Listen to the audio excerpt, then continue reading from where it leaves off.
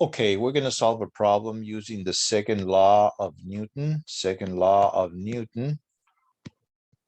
And the second law of Newton says that the summation of the forces in the x direction is equal to the mass times the acceleration in the x direction. And the summation of the forces in the y direction is equal to the mass times acceleration in the y direction. So we can use the second law of Newton for particles that are in motion. So if you have a particle that is moving and the velocity final is different than initial velocity, well, you have a difference in velocities and acceleration is going to be present. So you're going to have some acceleration there because acceleration is going to be final velocity minus initial velocity over delta t. So this is going to stick. So we can do a little example here. So let's do it with an example. Let's say we have here the road, and this is the road right here. And let's say you are driving your Porsche right here. This is your Porsche, your car. It's a red Porsche. And suddenly you see a cow. There's a cow here on the road. This is your cow. And you know that by some mean, you know that the distance from the point where you are, okay, here is the distance. And the distance is going to be 157 meters. 157 meters, that's how far the cow is.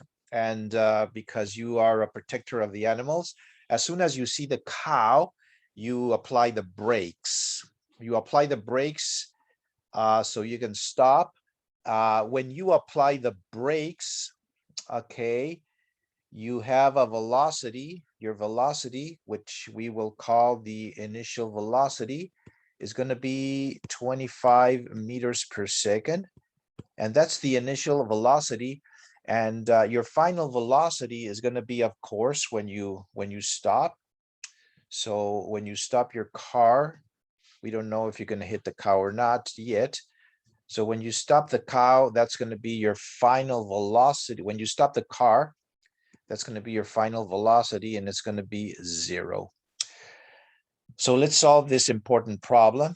So what we have here is that we can do a body diagram.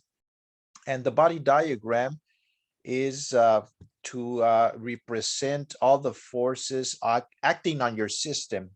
So what do we have here? We have a system that is the car, the mass right here at the center. And this would be this guy right here. We have a normal force over here, and the normal force exists just because the car is on the surface. Remember that whenever you have something on the surface, there's going to be a normal force, and the normal force is going to be completely perpendicular to the surface. So you got a surface right here, and you have a normal force right here, and the normal force is completely perpendicular to the surface. So you have a normal force there. And then you have the weight, which is going to be mg. Mg is the weight of your car. And then you have friction because when you apply the brakes, there is friction between the wheels of your car and the wheels of your car and the pavement here. There is friction right here. This would be the friction force. And that friction force is defined as mu times the normal force. So that's the formula for the friction, where mu is the coefficient, okay?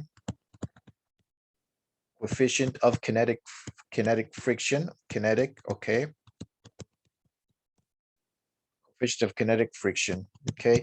So, and it's going to be 0.2 and has no units, okay? So those are the forces that are acting on your car at the moment that you apply the brakes, and you want to know what is the distance that you're gonna slide before you probably hit the cow. Okay, so you have 1 through 3 forces. So let's use these equations because you're going to still moving even if you apply the brakes. So the forces is going to be here. Okay, it's going to be the friction is going to be equal to the mass times the acceleration in the x direction. And the friction is going to be mu times n, and that's going to be equal to the mass times the acceleration in the x direction. Okay, and let's go to, that would be for the first equation. Let's go to the second equation. And as we can see in the vertical direction, in this direction, vertical direction, there is no acceleration. All the acceleration is horizontal, and there is no acceleration in the y direction. Okay, see, this is going to be your x, and this is going to be your y direction, and you have no acceleration in the y direction. So the summation of forces in the y direction is going to be equal to 0. And how many forces do you have? Well, you have the normal force, and you have mg, and that's going to be equal to 0 because there is no acceleration in the vertical direction. All the acceleration is horizontal. So n is going to be equal to mg. Okay, so you can plug it right here in this place. So you got mu, and then you got mg, and that's equal to the mass times the acceleration. And you can go ahead and cancel the masses right here. So mu g is going to be your acceleration, and you got your acceleration.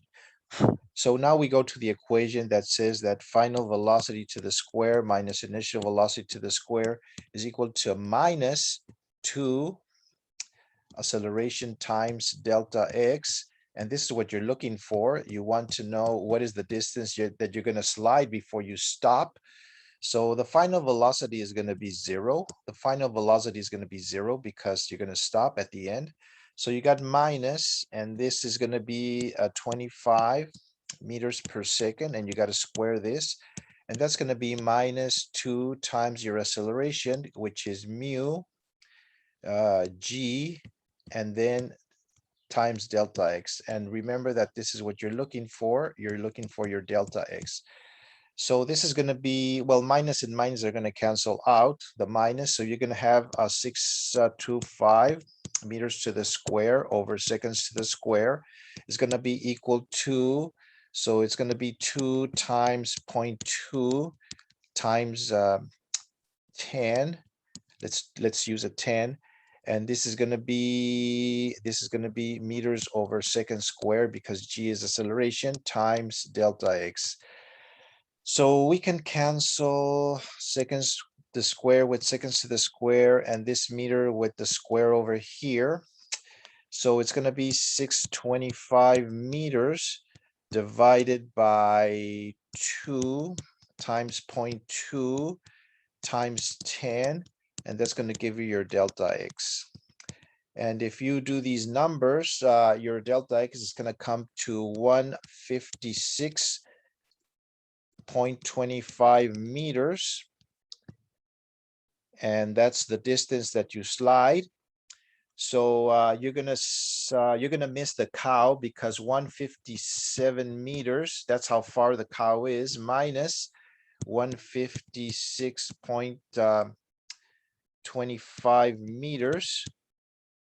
So that's going to be equal to 0.75 meters. So you're going to miss the cow by 0.75 meters. So you're not going to hit the cow. That's the good news.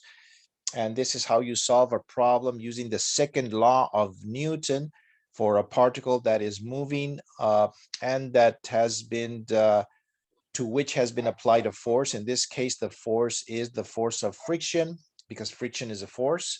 Friction is a force too. And we have solved this problem.